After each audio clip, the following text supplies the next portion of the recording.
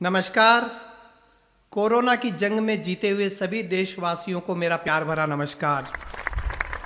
Corona काल के बाद ये मेरा पहला वीडियो है और आप लोग मेरी शक्ल देख ही रहे हैं। पिछले 11 महीने से बस यही चल रहा है। चेहरे पर शेविंग बढ़ रही है और बैंक में सेविंग घट रही है। किसी ने मुझसे पूछा, इस बार इतनी दाढ़ी क्यों बढ़ा ली? मैंने कहा, इस बार तिनका ज्यादा बड़ा है। इन 11 महीनों में मैंने भगवान से केवल एक ही प्रार्थना की है, भगवान बस टीका आने तक टिकाए रखना। इन 11 महीनों में इतना काढ़ा पी लिया, इतना काढ़ा पी लिया कि अंदर बैठा वायरस भी निग्रो हो गया होगा। कोरोना का डर ऐसा था कि कुछ भी टच करने के बाद मैं 10 मिनट तक साबुन से हाथ धोता था, फिर साबुन को 10 मिनट तक सैनिटाइजर से धोता था, फिर सैनिटाइजर की बोतल को 15 मिनट तक फिनाइल से धोता था। और बाद में तो डर इतना बड़ा कि एक हाथ से दूसरा हाथ टच हो जाता था तो मैं सैनिटाइजर से हाथ धोता था। आप बताइए, क्या कभी इंसान ने सोचा था एक दिन ऐसा भी आएगा जब लीवर से ज्यादा अल्कोहल हथेलियों को मिलेगा? आप डर की हद देखिए। मैं सर्फ के पैकेट को पहले सर्फ से धो रहा था। इस बीच सरकार ने सब बंद कर रखा था। ब्यूटी पार्लर तक बंद थे। घर वाली ज्यादा डरावनी दिखने लगी। केवल वाइन शॉप खुली थी। मास्क पहनकर बाप और बेटा एक ही ठेके से दारू खरीद रहे थे। एक शराबी दारू खरीदने गया और गटर में गिर गया। मैंने पूछा, कैसे गिर गया? बोला, 20 सड़क पर गटर था और उस पर ढक्कन नहीं था। मैंने गलती से उसे सोशल डिस्टेंसिंग का सर्कल समझ लिया। और आपने देखा होगा, जिस दिन वाइन शॉप खुली उसके अगले ही दिन यूपी जाने वाली ट्रेन उड़ीसा पहुंच गई। मई जून में जब कोरोना अपने चरम पर था, तब मेरे 10 साल के बेटे ने मुझसे कहा, पापा गर्मी की छुट्टियों में नानी की याद आ रही है। मैंने कहा, सो जा बेटा, इस समय पूरे देश को नानी याद आ रही है। अच्छा, अपना देश तो है ही बड़ा विचित्र। बीमारियों का इलाज भी टोने टोटके में ढूंढता है।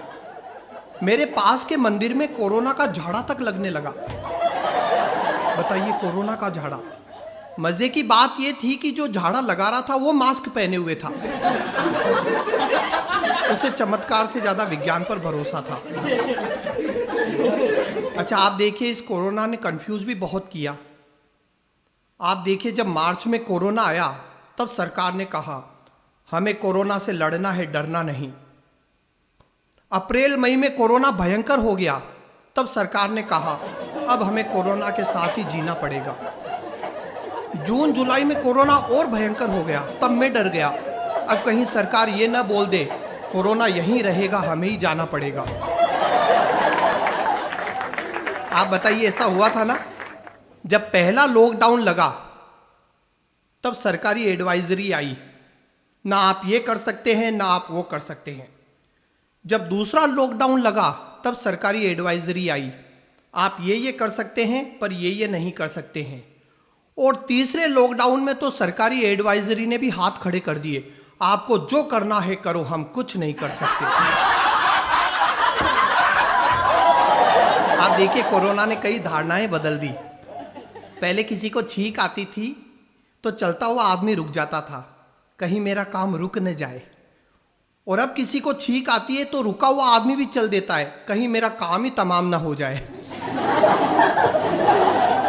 अभी 3 दिन पहले मेरी पत्नी ने मुझसे कहा, इस कोरोना ने तो मेरी हैसियत घर के नौकरानी जैसी कर दी। मैं दंग रह गया।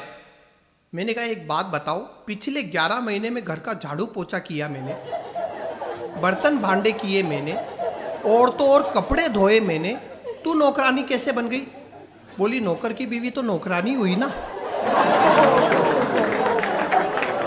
मेरे पड़ोसी को डॉक्टर ने कहा, बधाई हो, आपकी पत्नी की कोरोना रिपोर्ट नेगेटिव आई है। पड़ोसी भड़क गया, बोला, ऐसे कैसे? पूरा पैसा दिया है टेस्ट का, 14 दिन क्वारंटाइन की बात हुई थी। और अब तो देखिए, बहुत खुशी की बात है कि कोरोना की वैक्सीन भी आ गई है और वैक्सीनेशन का काम भी शुरू हो गया है।